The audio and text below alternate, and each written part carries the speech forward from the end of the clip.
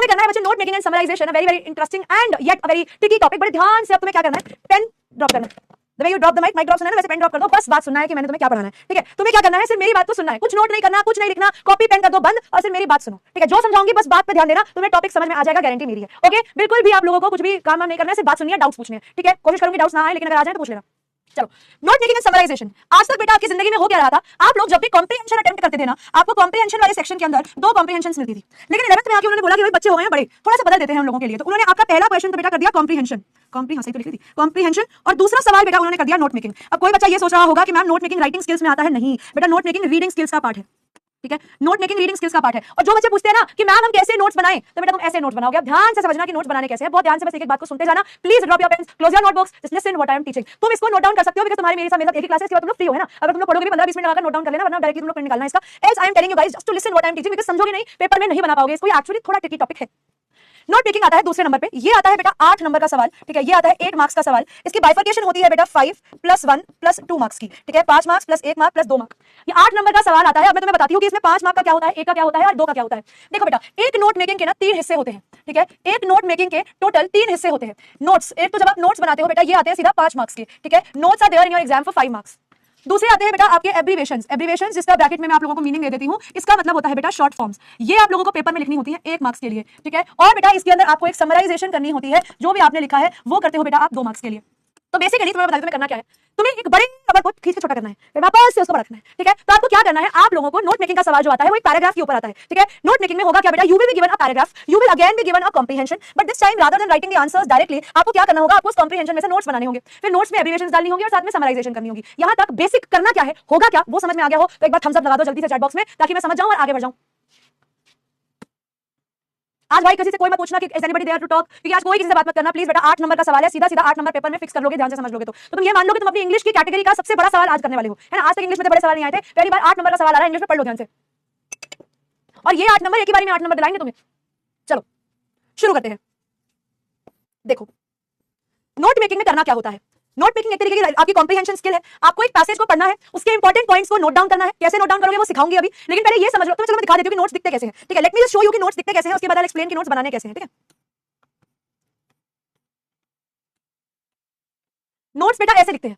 ठीक है, I am just showing you कि this is how the notes appear. Notes कुछ ऐसे दिखते हैं। ठीक है, अभी हम ये बहुत छोटे वाले हैं, हम थोड़े अच्छे नोट्स बनाएंगे। I will tell you how to make the notes, but this is the entire case that this is how the notes are made. आप लोग ऐसे नोट्स बनाते हो, कैसे बनाते हो वो सिखाती हूं। अरे भाई साहब, हाँ आ जाइए, यूजफुल टिप्स। देखो आपको करना क्या है, आपको एक पैसेज दिया जाएगा, you will be given a passage, what you have to do for the passage. Jalebi तो बनेगी नहीं पैसेज की, कुछ काम करना है उस पैसेज का। रीड और listen the information carefully and note down what is important. ठीक है, रीड करो, वैसे लिसन का कैसे नहीं आएगा, सारी इंफॉर्मेशन पढ़ो और आपको सिर्फ नोट्स में वही चीजें लिखनी होंगी बेटा जो आपको लगता है कि उस पैराग्राफ के हिसाब से इंपॉर्टेंट है। It is impossible to note down everything read और हर्ड और सीन, क्योंकि आप नोट मेकिंग में जो भी चीजें आपने पढ़ी है आप सब नहीं लिख सकते। ठीक है, फिर नोट बनाने का फायदा ही नहीं होगा। तो याद रखना, जब आप नोट्स बनाएंगे बच्चों, तो आपको सब वो चीजें जो आपको इंपॉर्टेंट लगती है, जो आपको लगता है कि हाँ ये सब तो मेरे नोट्स में होना ही चाहिए, वो आप अपने नोट्स में जरूर नोट डाउन करेंगे। तो सब कुछ यहाँ का खेल है, यहाँ जो चीज दिमाग में लगेगी हाँ यार ये इंपॉर्टेंट लगी, उसको अंडरलाइन करना है बस। दूसरा, गुड नोट्स कैसे दिखते हैं, जो गुड नोट्स होते हैं आर जस्ट जॉटिंग की फ्रेजेस। बेसिकली अच्छे नोट्स वो होते हैं जहां पर आप सक्सेसफुल हो जाते हैं की फ्रेजेस पहचानने में कि उस पूरे पैसेज में वो मेन पॉइंट्स क्या है। They are seldom in long and complete sentences, आपको रेयरली ही वो कभी लंबे सेंटेंसेस में दिखेंगे। वही है ना, आपको पहचानना है कि आप कैसे आंसर बनाओगे। नोट्स यूजलेस है अगर वो एक्यूरेट नहीं है तो, यानी जो पैसेज में दिया गया है अगर आप वो चीज नहीं लिखते हो बेटा, तो आपके बनाए हुए नोट्स का कोई फायदा नहीं होगा, क्योंकि आप पूरी इंफॉर्मेशन समझ नहीं पाओगे। तो इसीलिए जो भी लिखो वो बहुत ही क्लियरली और बहुत ही एक्यूरेटली लिखो। जो पैसेज से समझा है उसको भले अपने हिसाब से मरोड़ के लिखो, चेंज करके लिखो, बट लिखो बड़े ध्यान से। As far as possible use your own words, जितना पॉसिबल है अपने खुद के वर्ड्स यूज करो। Try avoiding the bookish language. ठीक है, क्योंकि आप अगर नोट्स को अपनी लैंग्वेज में लिखोगे तभी टीचर उस पे नंबर देगी। अगर आपने सब कॉपी पेस्ट ही करना है पैसेज में से, उस केस में टीचर आपके नंबर अक्सर डिडक्ट कर सकती है।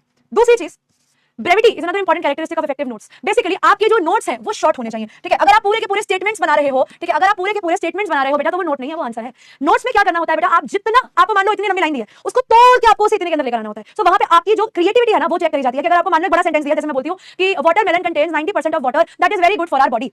इतना बड़ा सेंटेंस है। अब मुझे पता है कि मुझे इसमें से एक पॉइंट मिल गया कि भाई वाटरमेलन में 90% वाटर होता है, तो मैं कैसे पॉइंट बनाऊंगी, वाटरमेलन इज 90% वाटर।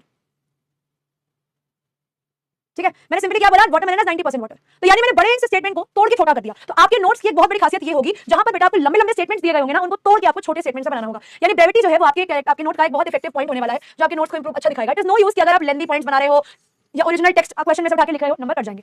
देयरफॉर जो भी डिस्क्रिप्शंस हैं यानी जो भी डिटेल्स हैं आप उन्हें ओमिट कर सकते हो, यानी आप उसे रिमूव कर सकते हो, मेन बात आप रिमूव कर सकते हो। और आप ये मत सोचो कि आपका पॉइंट मिस हो रहा है, कोई दिक्कत नहीं है। आपको आपका जो आंसर है वो टीचर को देखने में अच्छा लगना चाहिए, ठीक है, वो टीचर को लगना चाहिए कि जो लिखा है अच्छा लिखा है, भले आप कुछ पॉइंट मिस कर दो, कोई दिक्कत नहीं है, नो इश्यूज। ऐसा भी नहीं कि सब कुछ लिखना है, दैट्स नॉट कंपल्सरी है। बहुत इंपॉर्टेंट पॉइंट, हमें हमेशा सिखाया जाता है इंग्लिश में, ठीक है, हमें हमेशा सिखाया जाता है अंग्रेजी के अंदर कि आंसर में शॉर्ट फॉर्म नहीं लिखनी होती। बचपन से हॉट टीचर ने ये सिखाया है कि आंसर में कभी भी शॉर्ट फॉर्म मत लिखना, टीचर नंबर काट लेगी। अब ये भैया जो है ना, ये पुट्ठा चलते हैं, पुट्ठा मतलब उल्टा, पंजाबी में पुट्ठा मींस उल्टा। तो यहाँ पर इट गोज ऑन ऑपोजिट। यहाँ पर क्या केस होता है, यहाँ पर आपको एब्रिविएशंस का यूज करना होता है। Here you have to use abbreviations, यानी you have to use short forms. लेकिन याद रखना शॉर्ट फॉर्म्स ऐसे भी ना हो तुम्हारे कि अब जैसे तुम लोगों के शॉर्ट फॉर्म्स पता कैसे चलते हैं, जैसे हम लोग TTYL talk to you later और GRWM get ready with me, ठीक है, POV ये यूज हो सकता है, पॉइंट ऑफ व्यू यूज हो सकता है। या आजकल ये तुम लोगों के स्लैंग लैंग्वेजेस चल रही है ना, ये सब नहीं चलेगा तुम लोगों का, ठीक है। BRB बी राइट बैक ये सब नहीं चलने वाला, समझ में आया?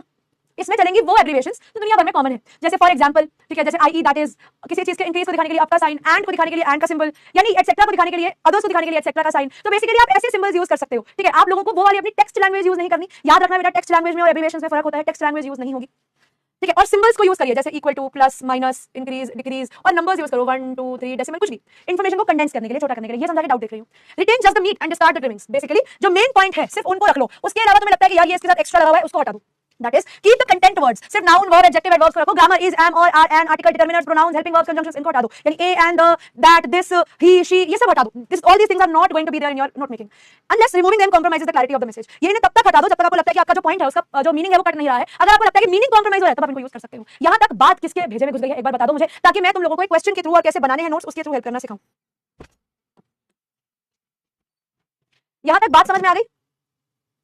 इत्थे तक गल समझ में आ गई है तुहानू? ते मैं आगे बढ़ जावां? मैं उम्मीद करनी है इत्थों तक गल सबनू समझ आ गई है। आगे बढ़ जावां? आगे बढ़ूं?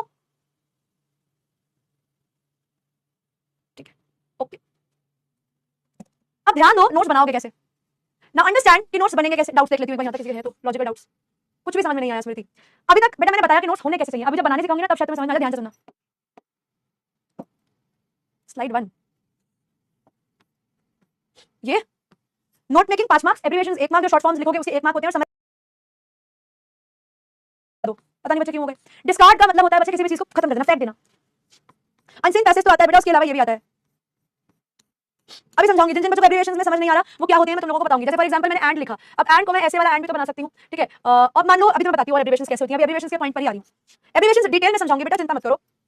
अब देखो तुम नोट्स, अच्छा पहले एब्रिविएशंस बता देती हूँ फिर नोट्स पे आती हूँ कि नोट बनाओगे कैसे।